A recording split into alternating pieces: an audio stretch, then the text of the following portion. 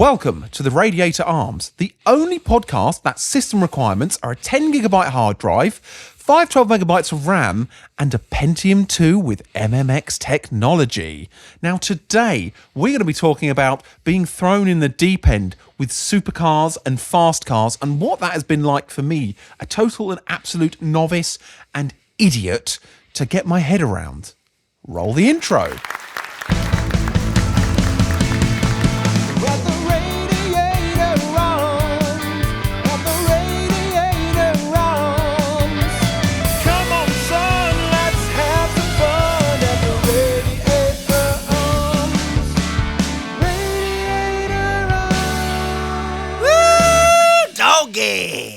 Well done, Will. A slickly executed intro, if I do say so myself. Thank you so much.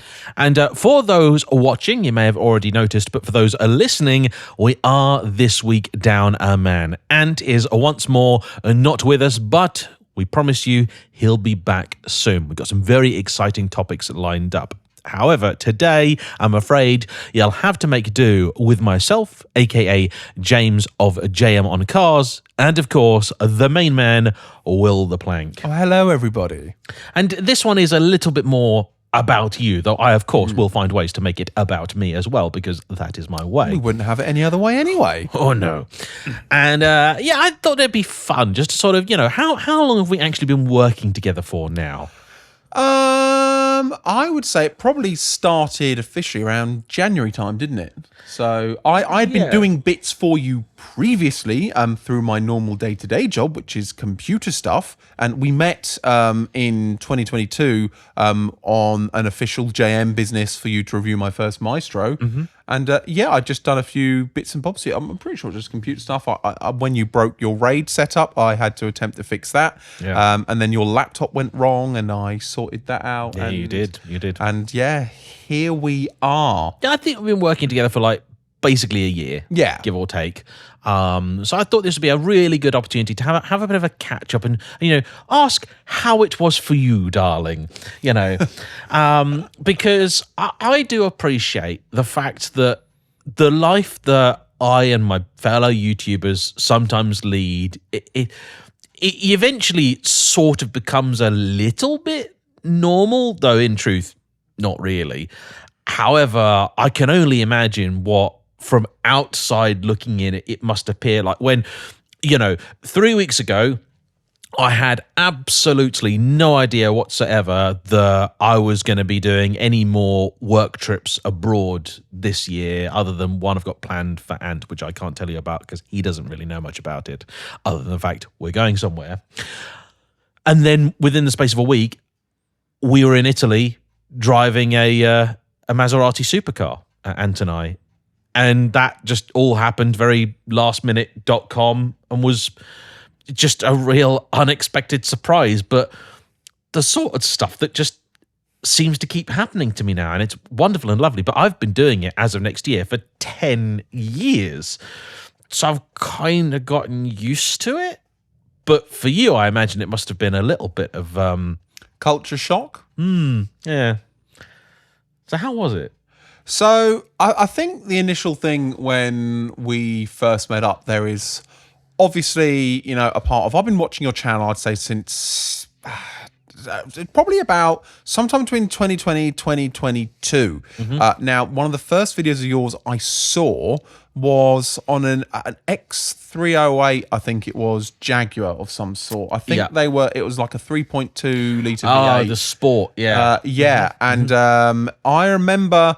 because at the time, there was a possibility I could have got one for a few £100. Cool. So what I did was I went onto YouTube and typed in the car and your video came up. Yeah. And I watched it and I thought, I know where that man is driving. Mm-hmm. And then I watched some more of those videos and I was like, this man is driving on the roads I drive every day, pretty much.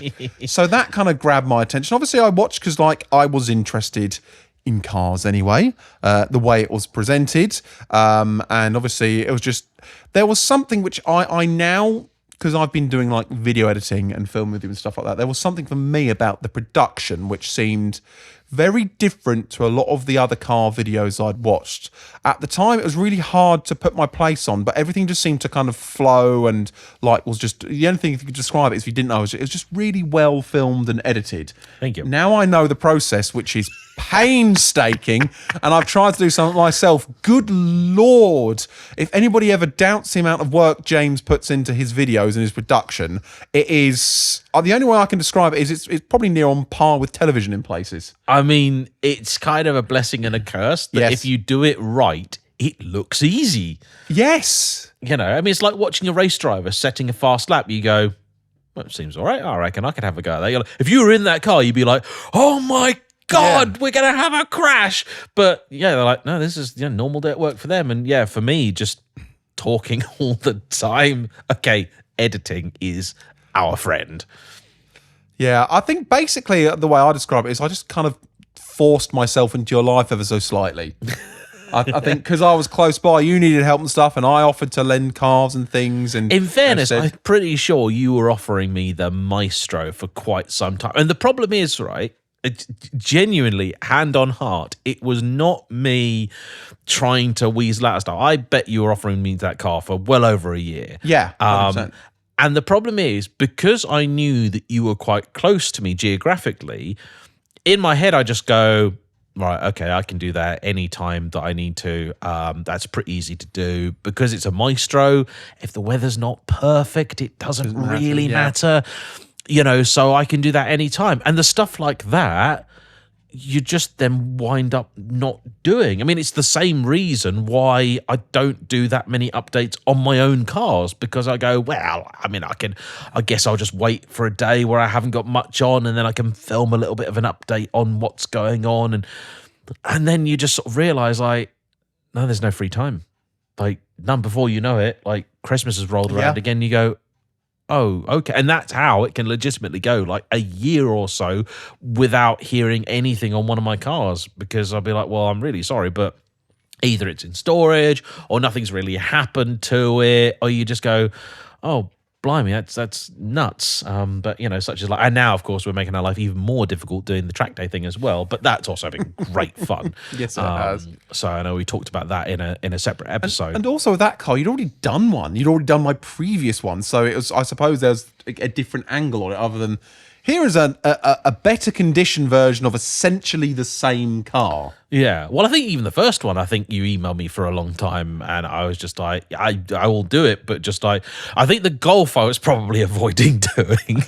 I think you were, actually. The Golf I was just like, I'm probably not going to like that.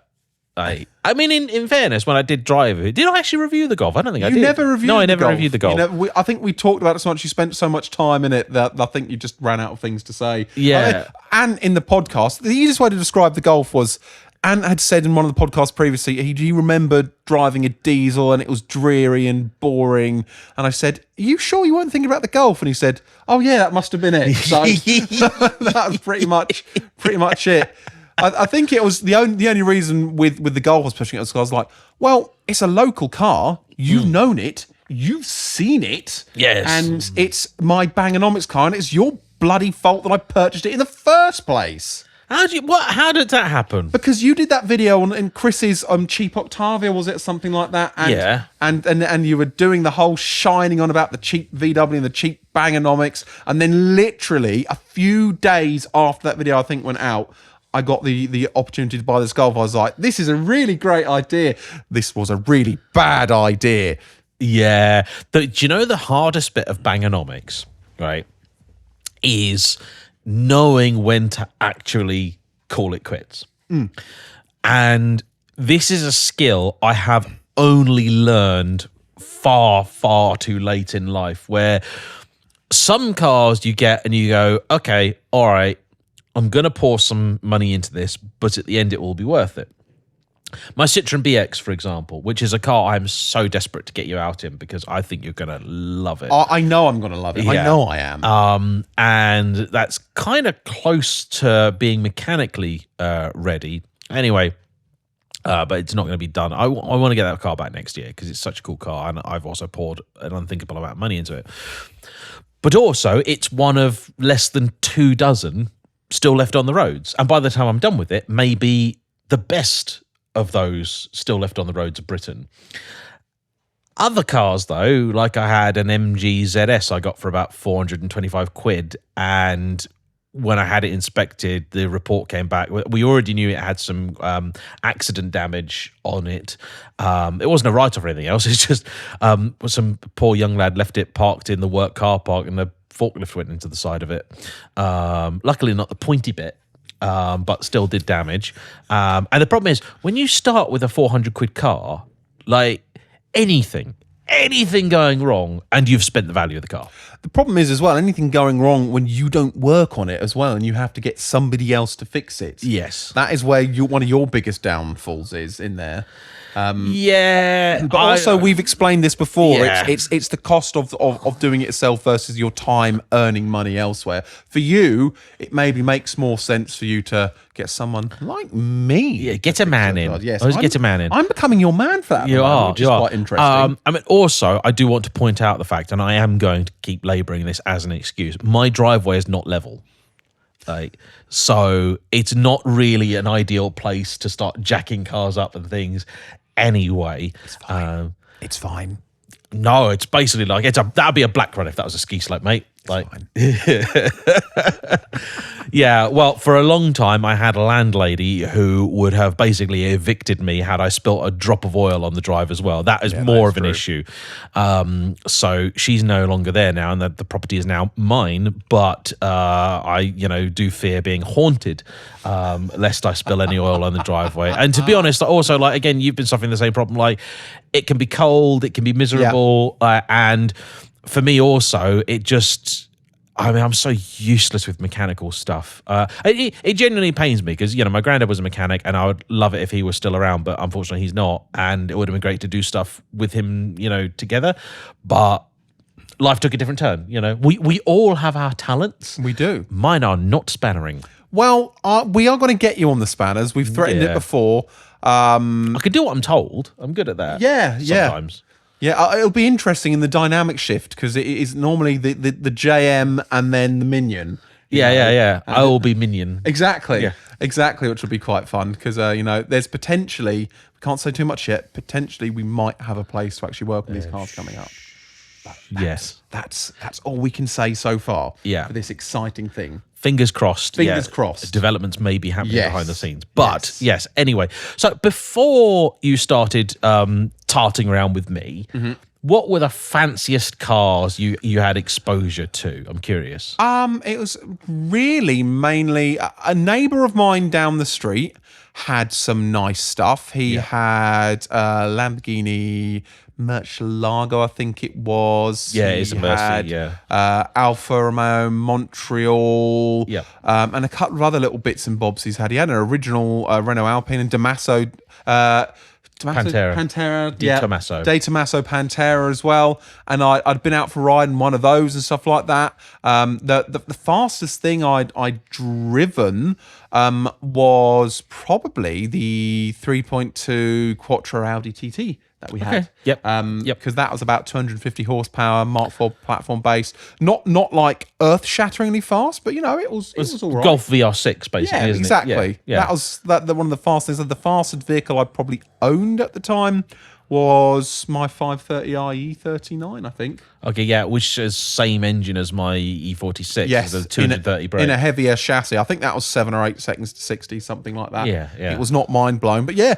Pretty much just older, more basic cars, and we occasionally had some people that I knew somebody that had a 355 Ferrari but I'd always looked at this stuff from a distance. I'd always been a bit scared to go near it because I felt A, I was not worthy, and B, if anything happened to any of them, I couldn't afford to pay for any damages.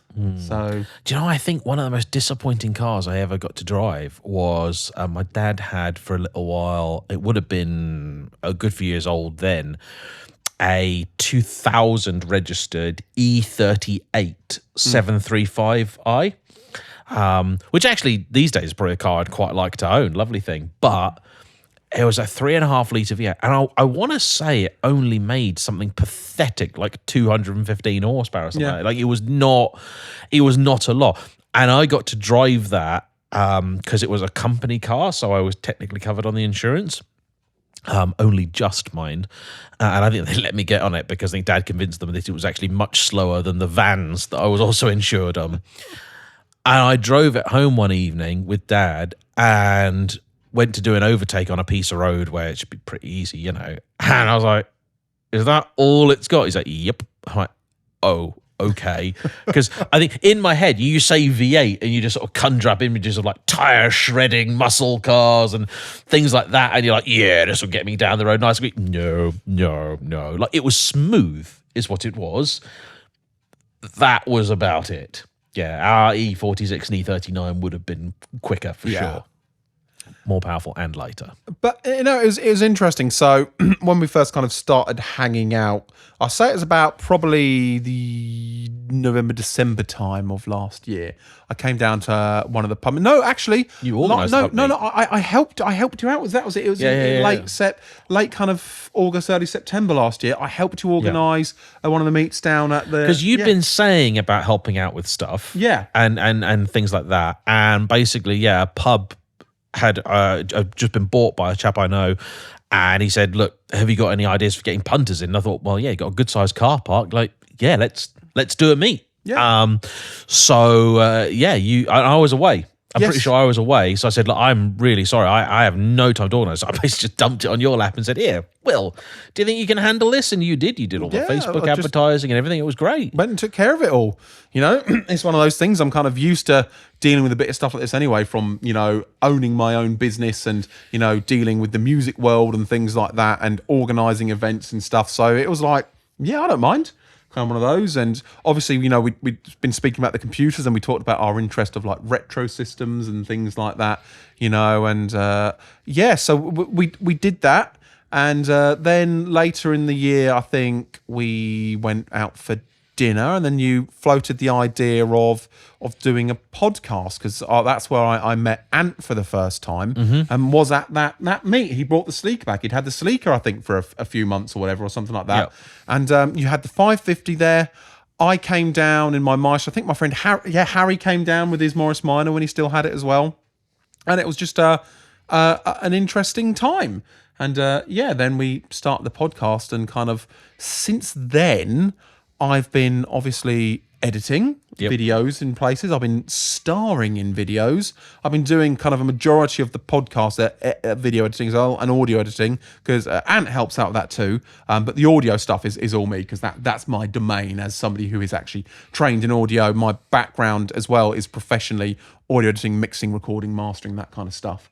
And then I started filming and playing about the cars. I remember one thing which was stuck out for me initially is I was actually telling this at one of the Christmas meal meets, that the fastest thing I think I've ever driven was this VR6. And I remember you saying, we'll get you out in one of the Ferraris at one point. I was like, what? Really? Kind of thing. And that's that I remember being weird, being introduced into this world like, here's the keys. You're insured on the trade policy. Go for a drive. And I was like, which is the first one you drove? Was it the Scud? The Scud. The Scud was the first Ferrari I drove. And that's one I've had the least amount of time in, because I think we just did a quick drive, and that one was very overwhelming for us. That was very interesting. That wasn't filmed or anything, because obviously there's a lot of nerve there. You're in someone's... How much is that car worth? It's 180 grand. Exactly. So that is the most expensive... Well, if I'm lucky. Well, yeah. That is the most expensive car I'd ever set foot in at that point, let alone been in the driver's seat. It's very hardcore. The first time ever being in race harnesses as well, because I'd never been in a car with harnesses before. Yeah, that was my first time in a car with harnesses. Surprised me. Yeah, well, it's just one of those things. I had friends with a lot of crap boxes, but none of them ever had harnesses. I always had safety never comes first, does it? No, safety was never first. So that was my first time being out in a car with harnesses properly. I mean, that has to make me laugh. Honestly, you've been working this week on the second mini track car that we've bought, and the 19-year-old lad who had it, I don't know if it was him that done it or previous owners of him, but one of the stripes has been painted in with Tipex, right? And a new stripe is nothing, right? It's white vinyl. Like, you can make it's not like a Ferrari Challenge Stradale stripe where it's like, £1,000 for a stripe or something silly.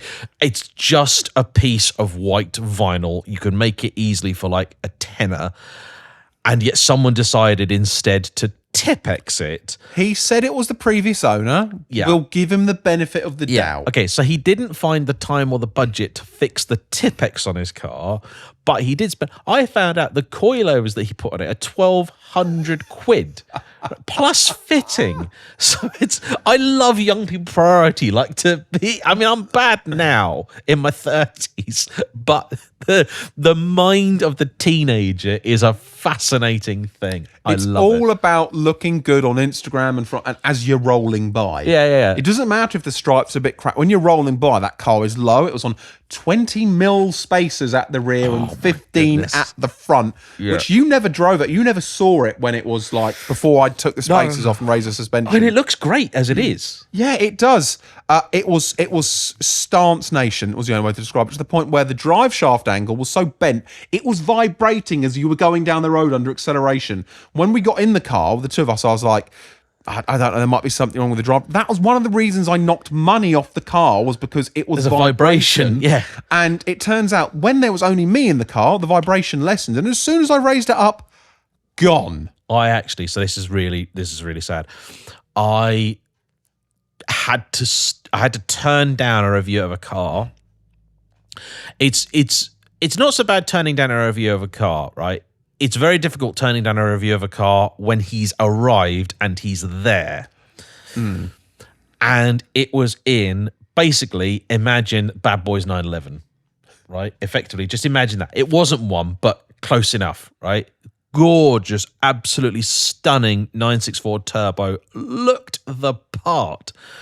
We went out to go and do the drive-by shots in it, and every single time we went over even a mild crest,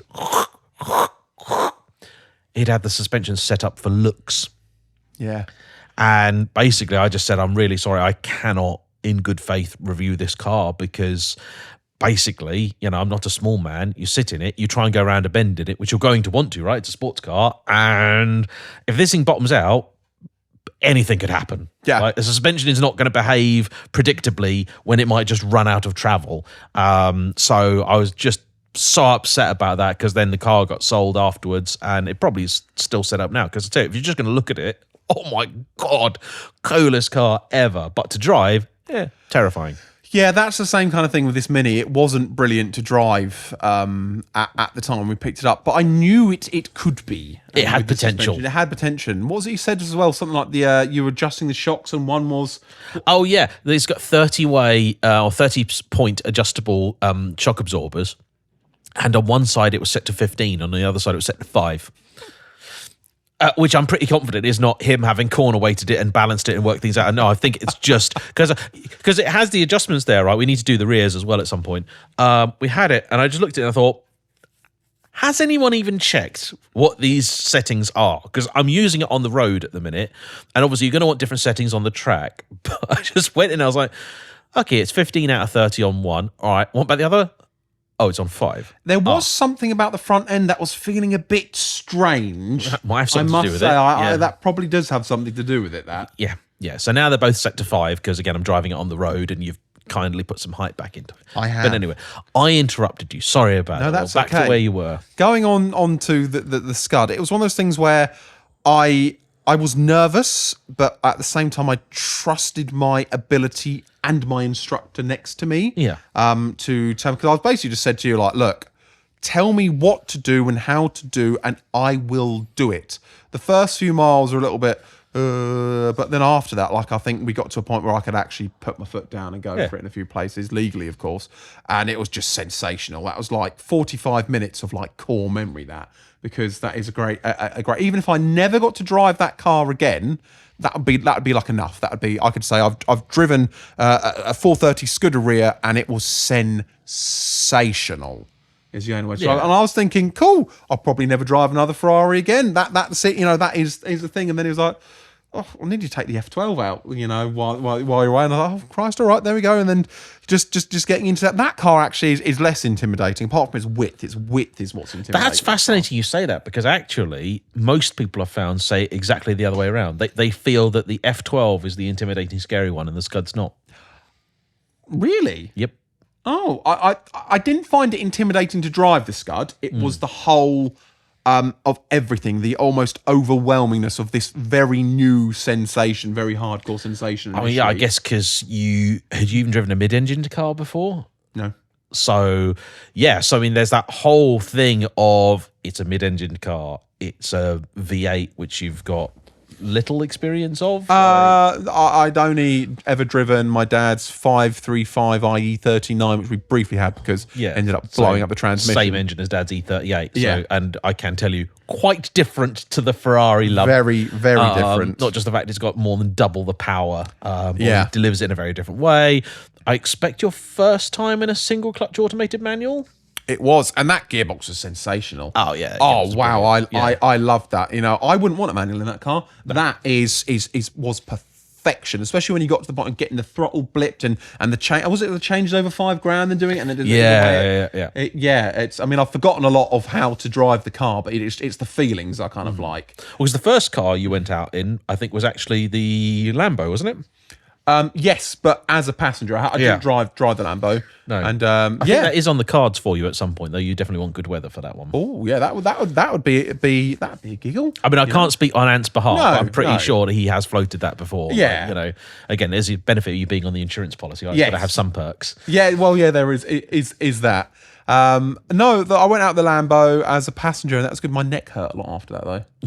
He hurt my neck. Those shifts were just course shifts, whatever it was. I was like, ow. The only other time I actually had felt like pain in my body afterwards was in my friend Stuart's Tesla Model 3 Performance, and I think it had been fettled with as well, because he does like ECU mapping and all sorts of stuff like that, and it was on the test route actually. And my kidneys hurt when I got out of that car because the amount of G forces that are coming out of that. I think that might have actually been faster than the F12. From a torque perspective. 0 to 60, it's at least as quick, if not quicker. The difference, of course, being in the F12, you got to work for it. Yes. Whereas in the Tesla, no, it's just there. It was absolute madness. So that was the quickest thing about it as a passenger. Actually, was that Tesla at that point. But no, the Lamborghini was great as well. It was the Lamborghini is not a car. We said this the other day about the E92 M3. Only yesterday, it's like it's a quick car, but it's not mind-blowingly quick. You've been so broken. I have been broken already. Like that times, but even when I started to get quite used to the power of the F12, the acceleration. Obviously in straight lines, like, I'm being careful with the thing. Don't get me wrong. I'm not sitting there like every moment it's going, wah, because that's how you bin and break your friend's car and you don't get invited back to any parties anymore. But it's weird. The acceleration is something I've ended up getting quite used to. Yeah, it's shocking what you can get used to. And the F12 in particular, like, again, you just sort of think, this is normal. Then you go and drive something else, even like you say, that E92 M3, by most definitions, a quick car. Oh, it is. Again, you go, oh, right, okay. It's still, don't get me wrong, it was theatrical, the engine sounded great, using the gearbox was lovely, and I enjoyed it. It was still more than quick enough. But I was just like, my body's more acclimatized. It's even weird when I got in Ant's Lamborghini, I was expecting to have my face melted off, but it's just really quick and relentless, but not like I'm not like crapping myself or anything like that. So here's the thing then. So I went off this year with Ben the Sparkle to Europe on the Euro run, and we took the 830 horsepower 296, which, by the way, is even quicker than the F12. It's just utterly mind-blowing. And it's just a wonderful car. But I filmed a video with Ben, which will come out at some point soon, in which we had a beautiful mountain pass in Switzerland. Everybody knows Switzerland, gorgeous roads, but do not take the mickey because their speed limits are enforced and they take it seriously. Now, luckily, they're relatively generous speed limits on that road. It's like 50 odd mile an hour or something like that, which for the most part is actually more than enough. You can enjoy the road. And a lot of it's about the scenery.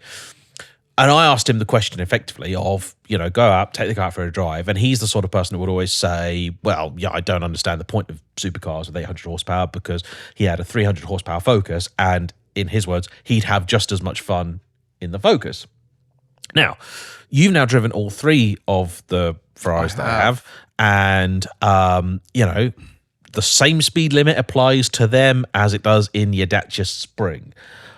But aside from the power, what is it about these cars that you maybe didn't think you were going to dislike? Like what's kind of taking you by surprise? I think what takes you by surprise in supercars and cars of those kind is not even necessarily the power. It is the sensation that comes along with it. It is the theatrics that come along with it. Like in the Scuderia, the noise that thing was making while accelerating, the speed I was going up to and how fast I was getting there didn't matter because you had that bit of G-force feel, and you had the noise, you had the click of the paddles, you had the whole thing being stuck there. You're going around a corner, and they just steer and handle and stick and grip like nothing else. That's kind of why I'm like, a lot of the cars I've driven now like that. I think had I not driven the Ferraris I'd driven the E92, I think I'd be like, oh my God, this is one of the best cars I've ever driven. And the E92 is a great car. Oh, yeah. I think one would be very happy with that. And I really have enjoyed the time with it, and I like it a lot. And I can see why the owner of it has put so many miles on it, and used it so much because it is brilliant. But like now, once you've driven a supercar, and especially something tuned like that, every other car on the road seems so basic and loose and wallowy and jittery and just like. And I'm not trying to like downplay cars out there that aren't supercars, because there are some phenomenal cars. Like we've gone over this before. I am in love with the Celica. That's not a supercar, but as I said in my review of it, it's a super car because it is so good. You have so much fun in it. And the same with these minis, these R53s. They're brilliant. The way they drive, they're smile central, and I could just go around one of those all day. But like, there's a video clip which I'm hopefully going to use when I throw together a video for the F12, where our mutual friend Jordan is in the car with me, and the first time I put my foot flat to the floor in the F12, the look on my face is just one of absolute awe, because the day before I'd had it had been raining when I was getting used to the car. This was a dry road, a known bit of road, a clear bit of road, and a straight bit of road. And from about 20 miles an hour, I put my foot down up to the speed limit, and wow. Yeah. There's just something about the whole package. It's not just the speed, not just the engine, it's the entire package of the car. Mind you, one thing I didn't like was the window switches in it. You broke my Ferrari. I didn't break it. You said to me when because I spoke about it, you said, "Oh, that switch was a bit dicky," but I managed to actually rip the cap off the switch. 3.5 years I've had that car, and I've managed absolutely fine. I leave it with you for a week, and you rip one of the window switches out of it. To be fair, it clipped straight back on. You've seen the video. What was your reaction when you saw the video of me and Jordan? I just thought it was funny. It's frustrating. It's like, oh, I suppose I have to fix it now. I mean, when I actually first drove that car, which was 2 years before I bought it, because I reviewed it, that was already a bit problematic. The switch wasn't great. So you had to be very particular with how you pressed it. And then I just remembered it, and it's just like, okay, I can get it to work. I didn't know that. I wasn't told there was a specific. This is one of the things in Italian cars and exotic cars like this. There are certain ways to operate things you take for granted. For instance, I actually glued back together your climate control fan speed knob because that was broken. Now that was just common or garden variety. I think it just split over time. It just split. I just literally glued it back together, and it's still holding up now, isn't it? Last I checked. The thing is with Italian cars, this is not just Ferraris, this is basically all Italian cars, Brute force and ignorance is never the answer. No, and I wasn't even being that ignorant. I was just lifting a window up via a switch. Yeah, but you were trying to lift it up, and when it didn't work, what you did was you did the natural thing. You applied more force, but what it was, you needed to apply the correct amount of force in a different location. place. Yeah, the best one, right? This is just fantastic. Was my Alfa Romeo Brera, right? And funnily enough, I drove a 159, which had exactly the same problem. Normal window switches over on the driver's door, to put the driver's window down in my Brera, you push the switch down, right? To get the window back up, though, you don't pull the switch up. If you do that, it'll do nothing. You just push the switch down really hard. And it's not meant to be like, it's meant to be push down for down, pull up for up. Like, it's meant to be simple, right? But in that, it's just... It's just ridiculous. So funny because now I know I can operate that all day long, but the look of terror and genuine horror on mine and Jordan's faces. When that video comes out, I hope everybody has a laugh because I did. I looked like I thought, oh my God, what have I done? I mean, luckily, to be honest, with the F12, with that particular piece, I can just buy and I will buy some new switches. They're not cheap. I won't tell you how much they are. I'll save you that. But I can get them. I can order them. They'll be here next week, right? Yeah. I'll do that at some point. I should have. I also thought, why didn't I do that when I had it serviced? Oh yeah, because they weren't broken then. So I'll get them sorted. And we'll get them fitted. You might even be able to get it fitted because it might be easy enough to get to. Yeah, probably. With a good set of trim tools, I can. Yeah, it's not. There's honestly, it's a Ferrari. It will come apart easily enough. But I can get them. Some of the older cars, had you been like, oh, I just broke a switch, it'd be like, oh no, you are joking. I cannot get these anymore. I've had people try to do daft things. The 550 in particular, honestly, I had somebody who was trying to open the door by using the door lock because there's a handle within a handle. And I've never really even thought it was a difficult thing. I always thought the door handle was really obvious on the 550, but apparently it's not to somebody, and they tried to basically just keep pulling the window lock. Oh, do you mean is that the bit because it's got two parts of the handle? If there's a bit they were doing. There's a little bit in the middle, and they were trying to pull the really small bit, which is the window lock, the door lock. Sorry, it's quite funny actually. My wife's Renault Clio has kind of the handles hidden up, kind of near the window area. Yeah, and it's amazing amount of time people come up to it and go, "How do you operate it? I can't get this thing to just." The things we take for granted, I suppose. The daft one as well is the Teslas. I don't know if it's in the Model 3 that you were in, but in the Model 3 that I drove, there is a really obvious door handle, but that's actually the emergency release. Yes. And if you use it, the car has a go at you and says, if you keep using that, you're going to break something. Yeah. And it's like, well... Because it's an electric release, isn't it? It's a button that opens. Yeah, it's a button. You press a button and it does it. So you're like, okay, but surely if... And the thing is with the Tesla, everybody that I knew, including people that know modern cars and know that sometimes it's a button for a door, everybody got in and pulled the lever. Yeah. Because you look at it and it appears blindingly obvious, like this is to open the door. So from my perspective, I'm like, right, Tesla, you need to either hide that lever, which is not a good idea because it's an emergency release, or why don't you just build it so that using it won't break the car?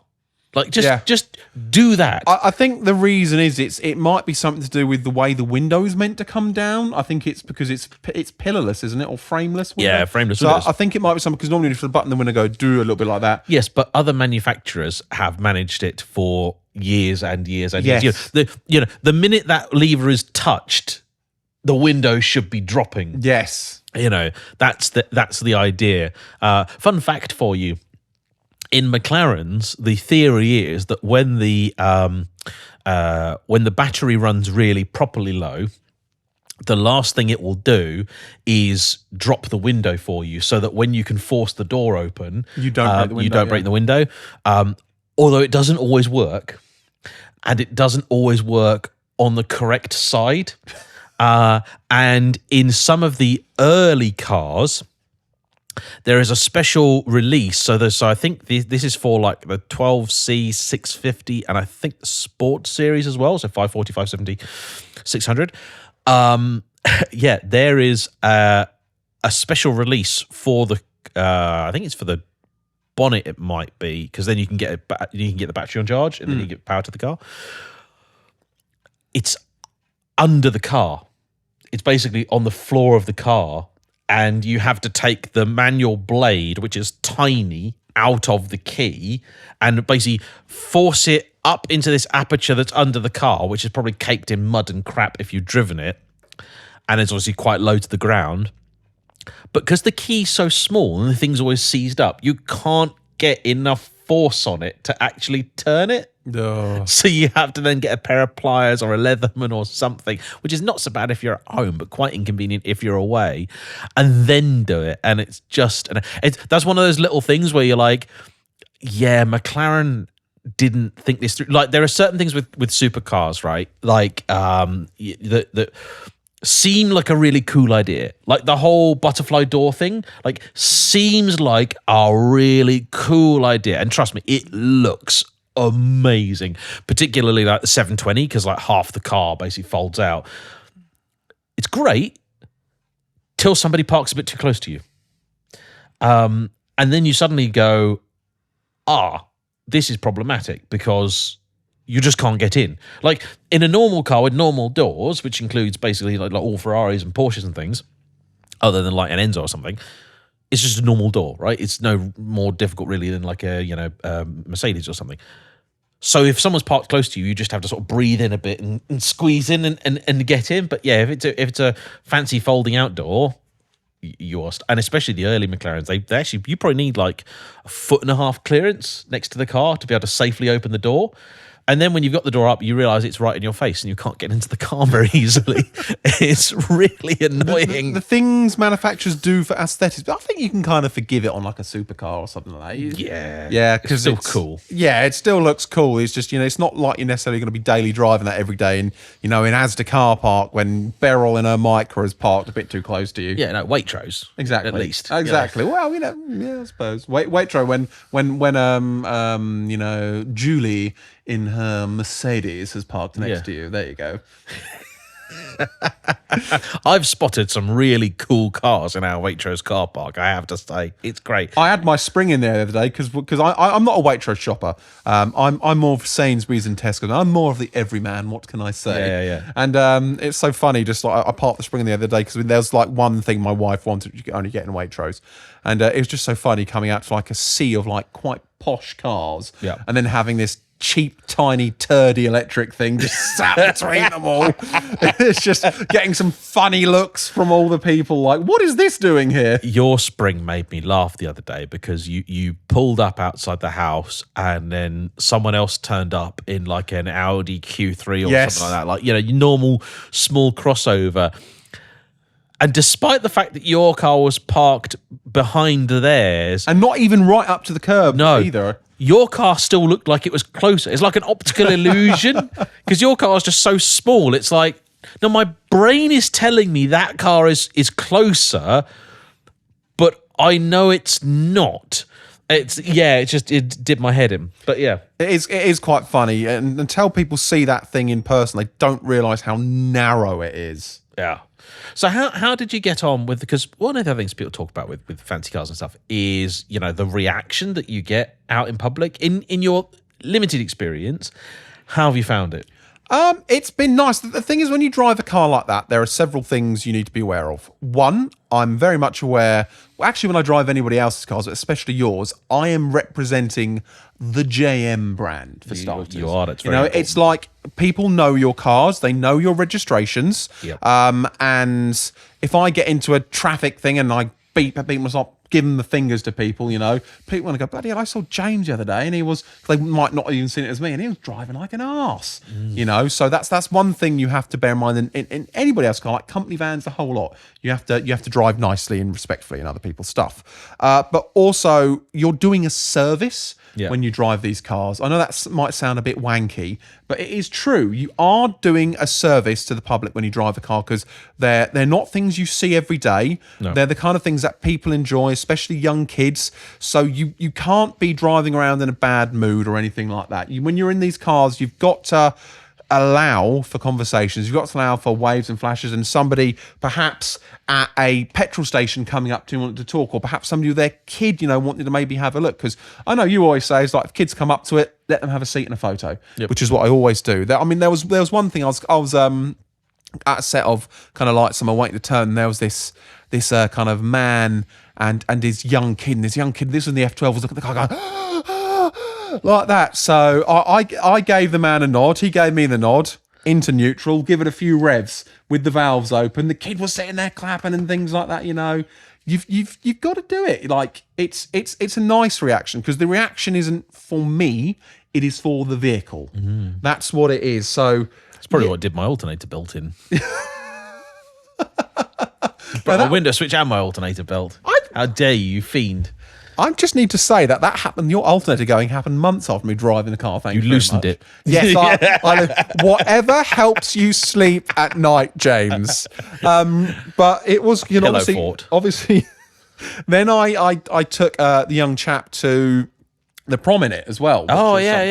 Which was a lovely experience. In fact, I've edited that video. I need to show it to the family actually, because I filmed that as well for him, which is nice. Very nice. And yeah, that was one of the things where, you turn up and outside the prom, everyone's going, rev it. And I asked, can I give rev to the guy? I said, you've got to give it a little rev to the guy there. So you give it a couple of revs, you get the reactions and everything and stuff like that, See, it heartens me that people still want to turn up to their proms and stuff like that, because I can honestly easily see, and I'm not even offended by the notion, people just not wanting it. Also, I think, it's easy to forget. The F12 is like a 12-year-old car now. Yeah. I think to some people, somebody that's like, 16 or 17, however old he was, that's an old car. That would be the equivalent of, like, for my age, somebody having like a Testarossa or something, my prom, which I still would have thought was seriously cool. Yeah, that's what I. Some of the guys at my prom turned up in a Skip. Pod? Yeah. Or Skoda? No. An actual yellow Skip. They managed to convince a Skip company to let them basically stand in the back of it for the last few hundred yards. Brilliant. In a Skip in their tuxedos. Brilliant. I absolutely love that. That is amazing. There was also, we managed to cause a traffic jam on the Angel Hill in Bury St Edmunds, comprised entirely of limousines. Because there's about half a dozen limos turn up, and obviously a limo takes up a lot more space than a normal car, and it's not particularly maneuverable. And it was just carnage, absolute chaos. That is hilarious. Yeah, loved it. But yeah, these cars are, I think, a valuable bit of community service. You gotta show people that they're out there and inspire people, because there's so many cars out there now and I get lucky to see them, because I get to go to these collections and places and see the people that have them.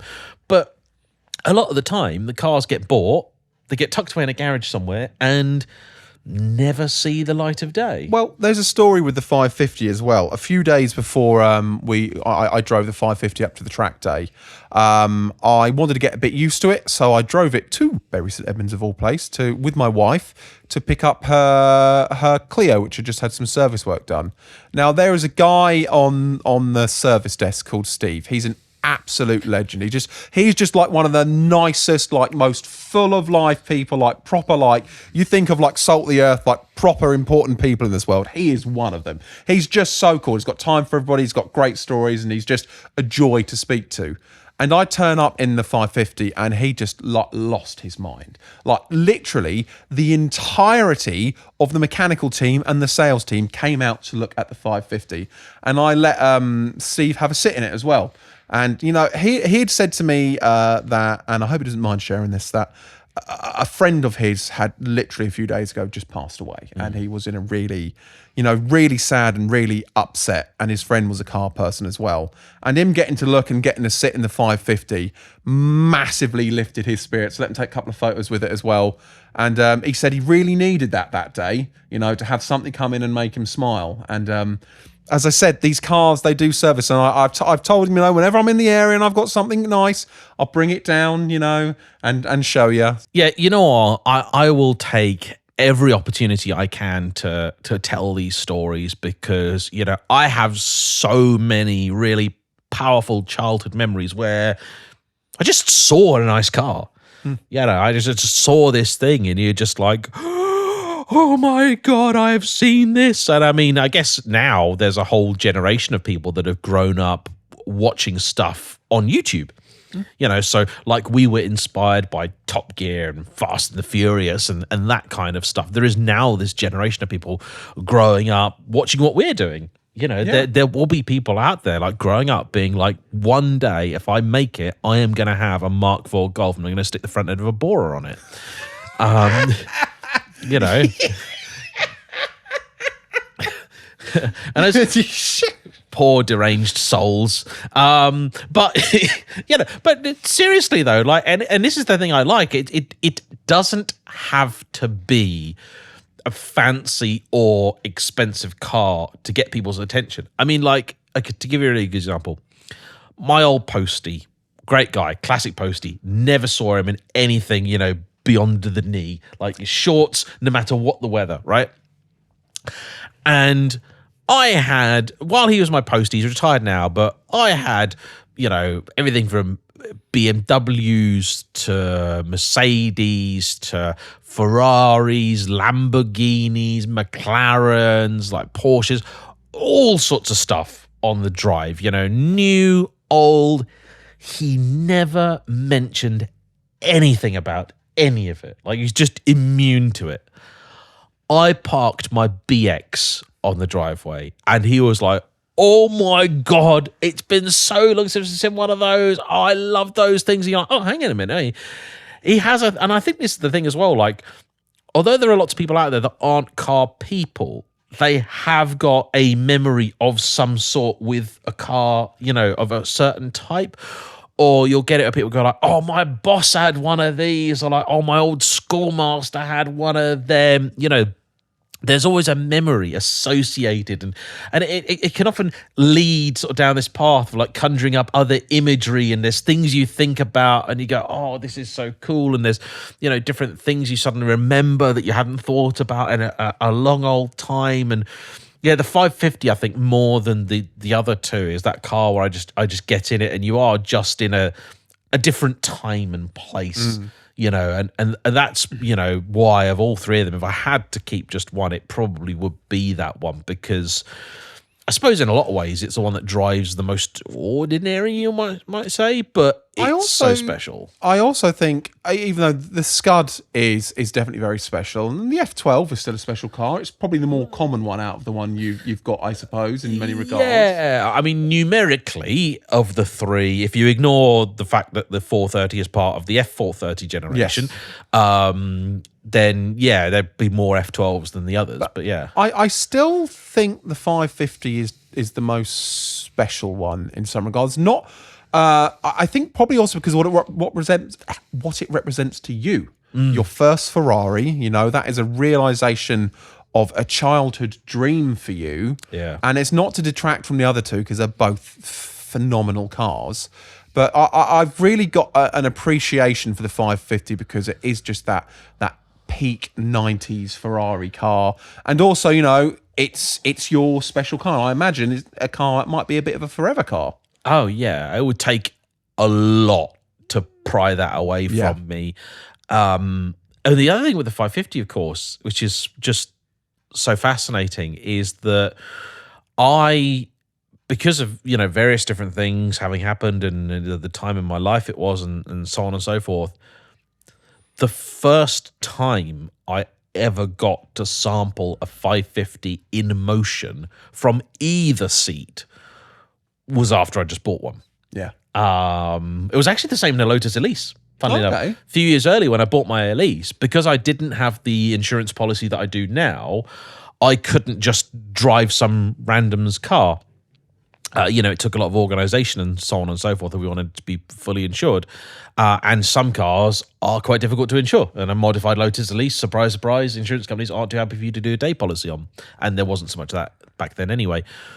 But yeah, so obviously I had to buy this thing and drive it based on I've been told these are really good. I hope it is. And it was the same with the 550. It's like, I really hope this is a good car. And part of me laments the fact that I didn't film any of it, and half of that was because it was the middle of COVID. There was lots going on. I was also picking up direct from guys' house, and of course you want to respect their privacy and everything else. But do you know what? It doesn't actually matter to me, because the memories of that day are so clear. And like the first thing I did was basically went to see my mum. And, I remember her husband saying, I reckon James has bought a new car. And I was like, no, I don't think so. And then turning up the Ferrari and be like, this is mine. Like, just the sense of pride. And it's still there now. Like 5 years later, you look down at that steering, you see that badge, the black horse on the yellow background. You're like, that is just, that to me is like somebody looking back at you and just give you a big thumbs up and be like, yeah, you done it. And it's now my mission in life to try and spread that feeling of joy as much as I can, because, I just hate the notion of these cars being bought by people and then just tucked away in a corner. No, and you have driven that car. Oh, yeah. I'm desperate to put more miles on it. Like I say, a friend is borrowing it at the minute, but that should come back. But I've done about 15,000 miles in the time I've had it, about 10,000 miles in the first year. And next year, if things go to plan, it's in the best condition it's ever been. We've sorted some things that have been bugging me since I got the car. And next year, I am probably just going to drive it as much as I can. Like, it's a point of pride. It's at that point now where it's like, the other two I'm trying to be wary of the miles. This one, it's like, no, more miles. Like, let's go and do the unnecessary journeys in it, because why the hell not? Like, you just don't know what's going to happen. You could step out of the door one day and that's it, like, and it's horrible to think about it, but it does happen, or something could happen. Maybe life just changes. Maybe something happens, YouTube goes wrong, and I can't afford it anymore. And the last thing I ever want to say is I had a car like that and I didn't appreciate it. Yeah. I didn't use it. But I'm glad that I have, and I'm just so glad, obviously, that it's my job now, and I get to share it with my friends, and seeing you drive it and other people get to sample it and enjoy it. It's like a reminder to me of why I did it, because like I say, anything can almost feel normal. I think it's a very human thing, isn't it? Whatever situation you're in, be it good or bad, eventually you can normalize it. Yes. And I think sometimes it's good to have a reminder that the situation you're in is not a normal one, and sometimes that's for good reasons, sometimes it's for bad reasons.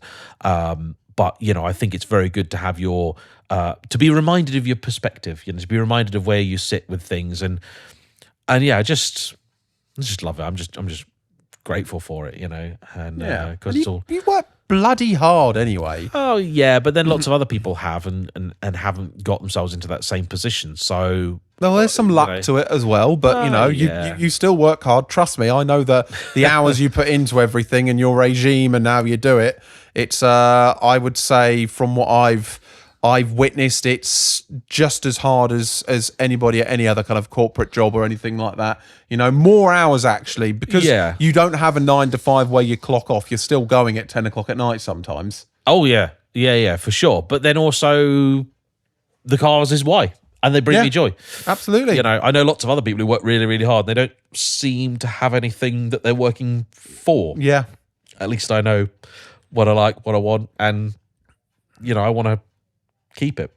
So, yeah. Well, I'm glad you've been enjoying it. And I'm looking forward to doing some more stuff with you with the cars next year, because you've only just been able to sort of like scratch the surface, and there is so much to this world. I'm looking forward to your thoughts on the Lamborghini, though. We're definitely going to try and get you out in that at some point. That's what I think. That car's wild.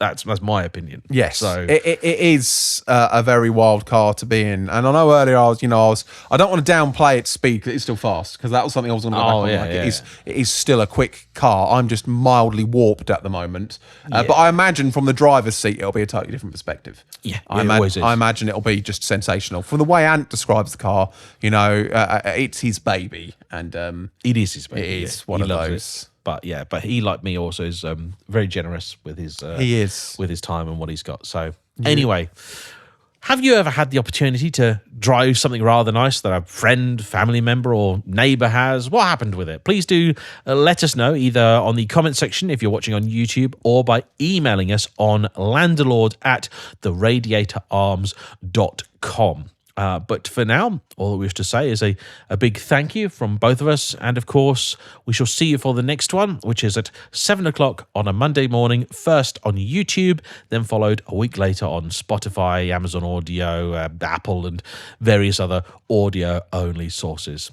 And so from us, thank you and bye-bye. Goodbye.